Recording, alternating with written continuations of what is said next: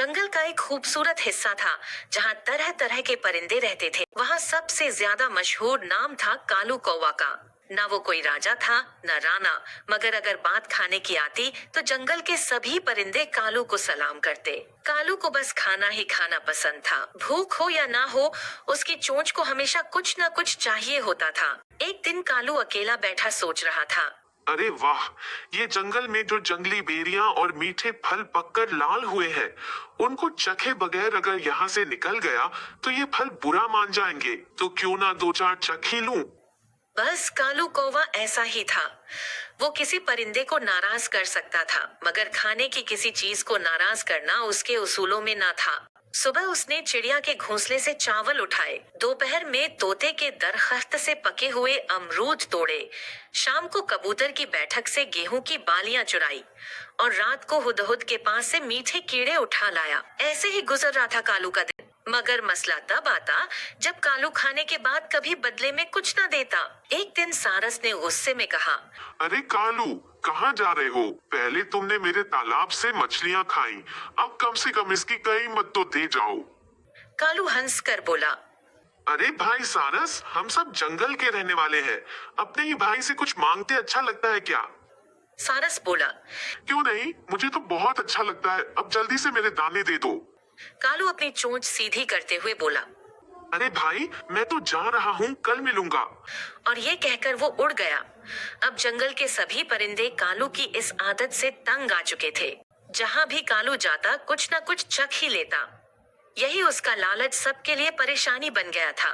एक दिन चिड़िया अपने घोंसले में शोर मचाने लगी। सुनिए सुनिए, वो कालू आ रहा है। तोता बोला। तो आने दो, क्या हुआ?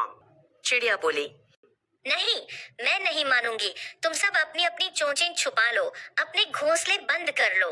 देखते ही देखते जंगल के सभी परिंदों में दहशत फैल गई। सभी कालू को आता देखकर अपने फल दाने छुपा लेते, घोंसले बंद कर लेते। मगर कालू कहीं न कहीं से फिर भी कुछ ढूंढ ही लेता। एक दिन कालू की मीठा खाने की ख्वाहिश बहुत बढ़ गई। उसने अपने दरख्त के सभी फल खुद ही खा डाले, फिर बड़े मजे से चोंच साफ करके बोला, आहा, क्या मजा आया। मगर अभी उसका दिल नहीं भरा था, बल्कि और भी ज्यादा मीठा खाने को दिल करने लगा। कालू बोला, अब कहाँ जाऊँ? हाँ, तोते के बाग में चलता हूँ, वहाँ जरूर कुछ मिलेगा। मगर तोता दरख्त पर बैठा था, सब फल अपने परों में छुपा लिए थे। कालू वहां से नाकाम लौटा। कबूतर के पास गया, वहां भी कुछ न मिला। हुदहुद के पास गया, उसने भी कह दिया, बस कालू, आज तुम्हारे लिए कुछ नहीं। अब कालू थक गया, भूखा प्यासा और सबसे बुरी बात बगैर मीठे के। वो एक दरख्त की जड़ में बैठकर रोने लगा। मैं इतना बुरा हूँ कि कोई मुझे थोड़ा सा मीठा भी नहीं खिला सकता। सब मुझे क्यों भगाते हैं? आखिर मैं भी तो एक परिंदा हूँ, मुझे भी भूख लगती है। इसी वक्त आसमान में बादल गरजे, बिजली कड़की और धुएं से एक जिन निकल आया। जिन बोला, कालू, तुम क्यों रो रहे हो? कालू हैरत से बोला, अरे ये क्या, तुम जिन हो? जिन हंस कर बोला, हाँ, मैं जिन हूँ। मेरा नाम मिस्त्री जिन है। बोल क्या चाहिए? कालू खुश होकर बोला, बस मुझे एक बड़ी सी थाली मीठे की दे दो। जिन ने मुस्कुरा कर कहा। ठीक है, देखो जादू। उसने जादू की छड़ी घुमाई और बोला, शहद का रस, फलों की खुशबू, तिल और नारियल की मिठास, लो बन गई जादुई खीर। अगले ही पल सोने की थालियों में खीर आकर खुद ही सज गई। कालू ने चोंच मारी और कहा, वाह, क्या मजा है। फिर एक थाली, दो थालियां, 10, 50 खाता ही चला गया। जिन हैरान होकर बोला, अरे, तू परिंदा है या कोई न खत्म होने वाला गड्ढा? आखिरकार जिन ने थक कर कहा, ठीक है, अब तुम्हारे लिए आसमान से मीठे की बारिश होगी, जितना चाहो खाते रहो।